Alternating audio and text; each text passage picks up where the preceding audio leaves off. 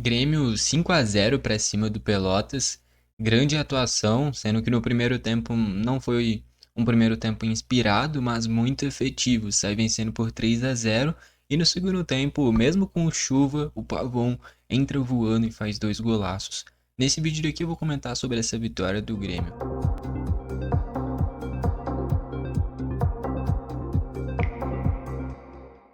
Vamos lá então, primeiro destacar como é que foram os gols da partida.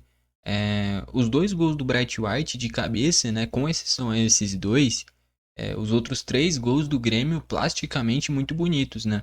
Primeiro gol do jogo é do Martins, Gustavo Martins, e um escanteio curto, o Monsalve ganha numa jogada individual, dá o cruzamento para o Martins, chega completando de letra, faz ali 1-0. O segundo gol sai na base da bola aérea, um cruzamento do Edenilson que o Bright White faz de cabeça.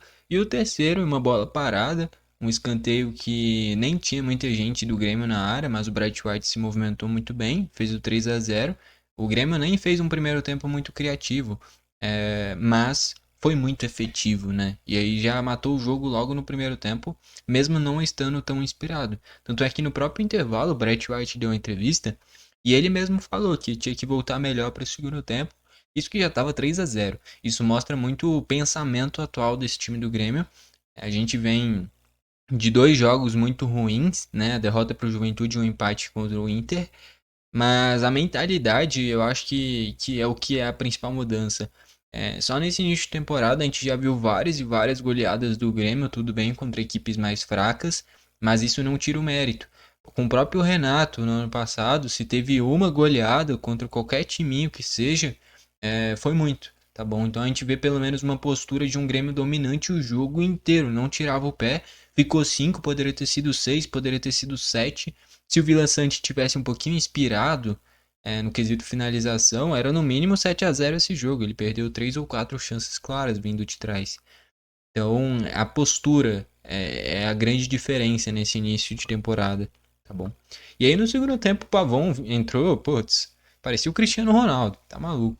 Esse quarto gol foi muito bonito, a finalização do Pavão em si foi muito bonita, é um lançamento do Cuejar, mas a jogada começa com um tiro de meta do Thiago Volpe. O Grêmio sai jogando com passes curtos e chega lá do outro lado no mano a mano. Tem a ultrapassagem do João Lucas, que foi uma utilização muito interessante do Quinteiros, colocando o João Pedro no lugar do Pedro Gabriel. O João Pedro vai para a lateral direita e o João Lucas vai para a lateral esquerda. O João Lucas tem um poder defensivo bom e do meio para frente ele não construía tanto por ser destro, né? Mas mesmo assim, né, só nessa ultrapassagem dele já arrasta a marcação. Pavão corta para o meio e finaliza na gaveta, um golaço. Esse era o gol mais bonito da partida, isso que já tinha sido um gol de letra. Até que sai o gol mais bonito do Campeonato Gaúcho, pelo menos, talvez dessa temporada do futebol brasileiro seja o mais bonito. Uma jogada muito bem trabalhada, termina em um lançamento espetacular do Cristaldo e o Pavão chega finalizando de trivela na gaveta, completamente indefensável, um gol espetacular que fecha o placar nesse 5-0. Tem aqui as escalações, dá pra gente passar aqui rapidinho. Vale destacar alguns dos amarelados para serem poupados nesse último jogo, que vai ser contra o Ipiranga, visando a Copa do Brasil, né? E aí, por exemplo, o Rodrigo Eli, que entrou no lugar do Gemerson, tomou cartão amarelo fazendo cera no finzinho para bater tiro de meta. O Vila Sante também tomou cartão amarelo demorando para bater uma falta, se eu não me engano. Então o Grêmio mesmo foi cavando esses amarelos para já ser poupado esses jogadores nesse próximo jogo. O Grêmio garantido na próxima fase vai ter um jogo difícil contra o São Raimundo, não porque o São Raimundo é bom, mas pela distância e o cansaço também. Eu acho que uma grande utilização aqui não está exatamente a forma como foi na prática, né? Porque era o Cuejara esse primeiro volante, o Vila Sante com muita chegada à frente, o Monsalvo pelo meio, o Aravena pela esquerda e o Edenilson pela direita. E eu enxergo que, não sei se o Quinteiro chegou a essa conclusão também, mas deu para tirar boas opções, né? Que eu enxergo que dá para utilizar como no time titular mesmo. O Pavon pela esquerda e o Edenilson pela direita, tirando o Aravena do time, tendo em vista que dos titulares, eu acho que o Aravena é um dos que começou pior a temporada, desperdiçando muito as oportunidades que vem tendo. Então, um ataque com o Pavon pela esquerda, o Barrett White pelo meio e o Edenilson não exatamente sendo um ponta, mas assim, meia direita, que é um início espetacular de temporada do Edenilson. Gols, muitas assistências, só nesse jogo os dois do Brett White foi assistência dele. Então acho que o Edenilson, por méritos, é titular do time. Não à toa a gente vê aqui, ele é o cara que teve a maior nota, tá bom? Desse time titular. Então o Edenilson, acho que por merecimento e até pela vitalidade física dele, por ser muito versátil, hoje tem que ser titular do Grêmio. Quem tem que sair do time, na minha visão, é o Aravena, tá bom? Então acho que hoje o Grêmio ideal tem o Pavão na esquerda e o Edenilson na direita. E o Cuejara é uma grande novidade. Jogou demais, cara. Foi o melhor jogo disparado dele nesse início do Grêmio. Que nem eu falei, o gol do Pavão, em que foi uma jogada muito bem trabalhada, surgiu de um grande lançamento do Cuejar, corredor nesse meio de campo, muitas vezes fazendo essa criação sozinho e o Vila Sante tendo essa liberdade para chegar mais à frente. Tanto é que, ó, vou colocar aqui, o Vila Sante deu 3 finalizações para um volante, né? Isso é muito, justamente pela liberdade que ele teve. Na linha de defesa, aí eu vou puxar um mérito para mim, tá bom? Porque eu defendi pra caramba o Thiago Volpe, tá bom? Só ver aqui todos os outros vídeos do canal. Ele foi muito crucificado pela torcida, muito pela passagem no São Paulo, cara. Mas se a gente pega os gols que ele tomou, eram quase todos indefensáveis. Teve falhas? Teve. Todo goleiro tem falhas. Mas é um goleiro que saindo jogando é muito bom.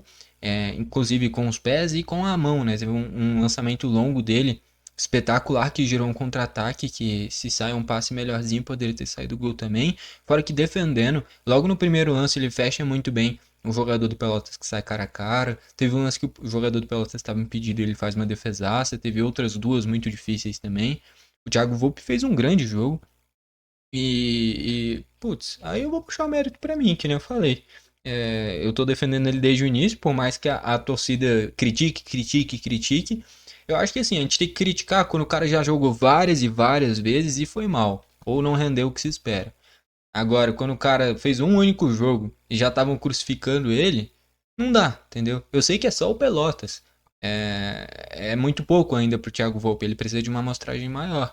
Mas isso só mostra que ele realmente tem qualidade e a gente tem que ter calma. Tem que criticar quando o cara vai mal, várias e várias vezes. Se ele vai e faz um único jogo mal, todo mundo tem dias ruins, tá bom? Então, grande jogo do Thiago Volpe. Eu diria que o craque do jogo, pra gente ir pra reta final, fica entre o Bright White, o Edenilson, o próprio Martins foi muito bem, o João Lucas muito bem, o Thiago Volpe muito bem. Foi o melhor jogo do João Lucas na temporada, o melhor jogo do Volpe, talvez o melhor jogo do Martins, do Edenilson é porque ele já teve alguns bons, né? Contra o Caxias ele jogou demais também. Foi o melhor do Cuejar, Bright White muito bem, teve a oportunidade pro Pedro Gabriel. Que mais? No gol do Pavon surge de um domínio muito difícil do Arezzo, tá bom? É o quinto gol. Mérito pra ele no domínio também. E o Pavon, putz, entrou voando. O craque do jogo pra mim é o Pavon, tá bom? Os dois gols que ele faz no segundo tempo, espetacular. Teve grandes nomes, como foram os principais destaques aqui, ó. Bright White, Edenilson, Cuejar, João Lucas e Gustavo Martins. E Thiago Volpe. O time inteiro foi bem. É, Mas o Pavon entrou voando, tá bom? No lado do Pelotas, eu tinha destacado aqui no canal, né? O Cezinha. Era o meio de criação que surgiu no Inter. Foi o que mais apareceu. É, Mas acabou que o Pelotas nem deu muito trabalho, muito mérito pro Grêmio nessa grande atuação, tá bom? Craque do jogo pra mim de novo, Pavon, mas vários jogadores muito bem. Gostou do vídeo? Deixa o seu like, não gostou, deixa o dislike, não se esquece de se inscrever e ativar o sininho pro YouTube te mandar os vídeos novos. Valeu e falou!